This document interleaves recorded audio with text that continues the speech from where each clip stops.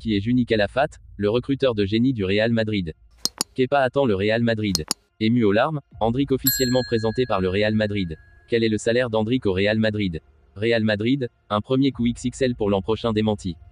Sergio Ramos, le retour triomphal au Real Madrid. Avant de commencer, si c'est la première fois que tu passes ici, je t'invite donc à t'abonner, c'est gratuit, ça prend 2 secondes et ça fait plaisir. Merci beaucoup à toi. La période dorée que le Real Madrid connaît cette dernière décennie, elle la doit aussi en grande partie à son recruteur de jeunes talents, Juni Calafat. Mais qui est-il vraiment? Face à un marché économiquement gonflé par le pouvoir financier de la Première Ligue et des clubs États, le Real Madrid a dû s'adapter et changer sa politique de recrutement. Un homme en particulier, travaillant dans l'ombre, a joué un rôle majeur dans la réussite de cette évolution. Le club madrilène profite depuis de nombreuses années maintenant d'un triangle très puissant sur le marché, Florentino Pérez, la plus haute autorité du club, est celui qui a le dernier mot dans le processus décisionnel des transferts. José Ángel Sánchez, directeur général du Real Madrid, et Juni Calafat, responsable du football international et du scoutisme. À eux trois, ils se chargent de mettre au point une équipe qui se bat pour rafler tous les trophées possibles chaque saison. Mais qui est véritablement Calafat? Né à Madrid en 1972 mais élevé au Brésil, Juni travaille depuis 10 ans au club. Il était d'abord chargé des transferts en provenance d'Amérique du Sud. Homme de famille, âgé de 51 ans, ses proches le décrivent comme un fou de football doté d'une connaissance approfondie des meilleurs championnats du monde. Avec sa puissante équipe et ses archives multimédia sans fin, il parvient à remplir son rôle de recruteur à la perfection dans le plus grand club du monde. Son ère a commencé avec la signature de Casemiro lors de la fenêtre de transfert hivernale de 2013, sur la recommandation de Ramon Martinez, qu'il a également mis sur la piste de Fede Valverde en raison de sa connaissance approfondie du football uruguayen. Casemiro était le premier d'une liste de signatures qu'envient tous les clubs de la planète. Son truc, acquérir de jeunes joueurs à fort potentiel avant que leur prix ne s'envole. Vinicius, Rodrigo, Camavinga, Güler, Chouameni et plus récemment Bellingham sont par exemple quelques-uns de ceux qui ont atterri à Madrid grâce, en grande partie, au travail de Calafat. Il a certes aussi pris des risques sur certaines opérations, Jovic, Lucas Silva, Régnier, mais à part ces quelques rares sorties de route, le temps lui a donné raison, comme dans les cas de Vinicius et Rodrigo, que le Barça était à 2 doigts de récupérer s'il n'était pas intervenu auprès des concernés. Car si le Real Madrid reste encore aujourd'hui mondialement connu pour ses transferts records, Zidane, Cristiano, Hazard, la réalité des dernières années est tout autre dans sa globalité. Calafat profite d'une confiance sans égale de la part de Pérez pour dénicher les petits prodiges, les ramener à Madrid et voir leur valeur exploser ensuite. Pour illustration, voici une liste des joueurs recrutés, avec leur prix d'achat comparé à leur valeur actuelle. Les chiffres parlent d'eux-mêmes. Le gardien espagnol avait dit au revoir au Bernabéu mais il n'est maintenant pas impossible qu'il rempile. Tout va dépendre de l'une. Comme la saison dernière, le Real Madrid va devoir évaluer la situation de ses gardiens de but, avec Courtois comme certitude, l'inconnu pour l'U1 et les envies de Kepa de revenir dans la capitale espagnole. Thibaut Courtois est revenu en pleine forme après sa rupture du ligament croisé du genou gauche, a pu disputer sans problème plusieurs matchs de Liga et la finale de la Ligue des Champions à Wembley, et sera sans aucune discussion le titulaire dans les cages pour la saison à venir. Derrière, il y a l'U1, mais la situation de l'Ukrainien est incertaine. Avec son retour au travail 2 semaines avant ce qui était prévu, il a semblé envoyer un message à sa direction, à savoir que son intention était de rester pour assumer le rôle de numéro 2. Mais son agent, Jorge Mendes, a envoyé des signaux qui n'ont pas été clairs à cet égard. Il lui reste 1 an de contrat et la possibilité de son départ est réelle, ce qui obligerait Madrid à lui trouver un remplaçant. C'est là qu'on en ressort, celui de Kepa. Le Basque a passé la saison dernière en prêt à Madrid, une saison au cours de laquelle il a tout connu. Il est arrivé en remplacement de Courtois et a été directement titularisé, mais un problème musculaire lors de l'échauffement d'un match de la phase de groupe de la Ligue des Champions contre Braga a ouvert la porte à l'U1. Une période d'alternance s'en est suivie, avant que Carlo ne tranche définitivement en faveur de l'Ukrainien. Kepa a fini par être relégué sur le banc. Mais il n'a pas eu de mauvais gestes et a apporté sa contribution depuis sa place, notamment lors de la séance de tir au but contre City en quart de finale de la Ligue des Champions, au cours de laquelle il a averti l'U1 qu'il était préférable de rester au centre du but lorsque Bernardo Silva s'est élance. L'expérience de Kepa à Madrid, même si elle n'a pas été satisfaisante sur le plan sportif, l'a été sur le plan général. Le gardien s'est senti à l'aise dans le club, dans le vestiaire et a pu participer à un doublé historique Liga LDC. Il est actuellement à Londres, où il a encore une année de contrat avec Chelsea, et travaille quotidiennement, mais séparément du groupe.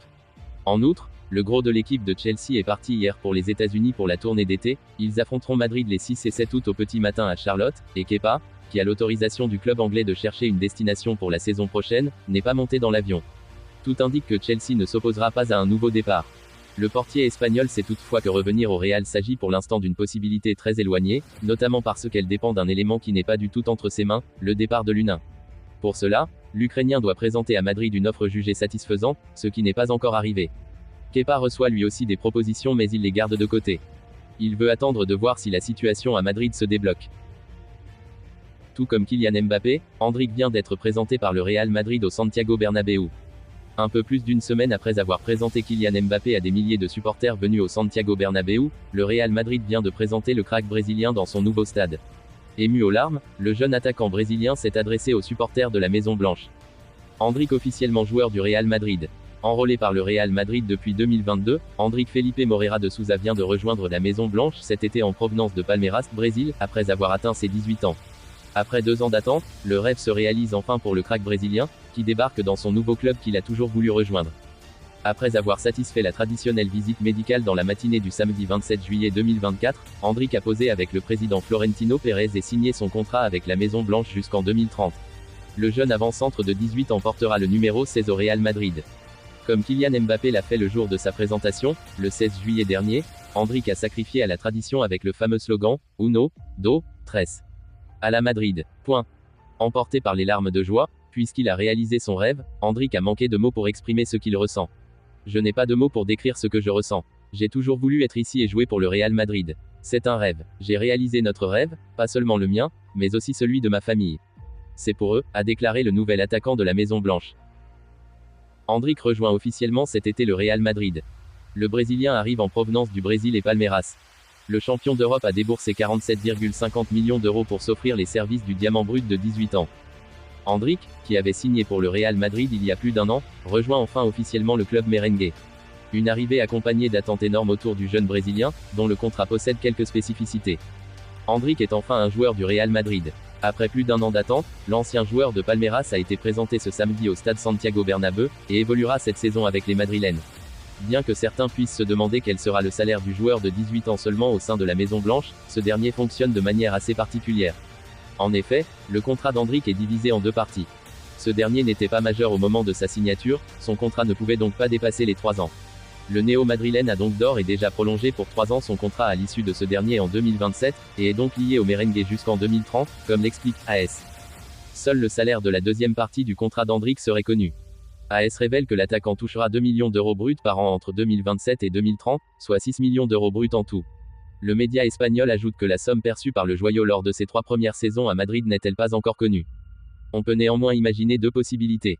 Un salaire identique à celui des 3 années suivantes d'Endrick au Real, ou alors un salaire un peu plus bas que celui de 2 millions d'euros, en que le Brésilien aura en 2027, synonyme d'augmentation de ce dernier lors de la deuxième partie du contrat.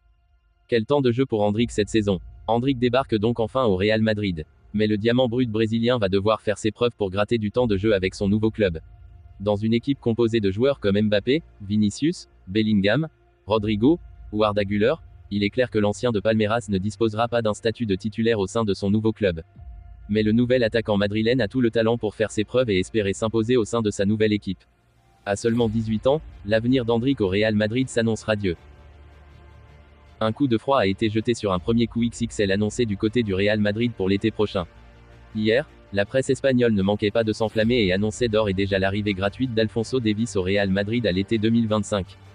Alors que le Bayern Munich n'entend pas le lâcher cet été malgré une situation contractuelle peu avantageuse, contrat jusqu'en 2025, l'international canadien, qui aurait pour désir de revêtir la célèbre tunique blanche, aurait acté son choix. Pour autant, du côté allemand, on tend à tempérer quelque peu les choses dans ce feuilleton à multiples rebondissements.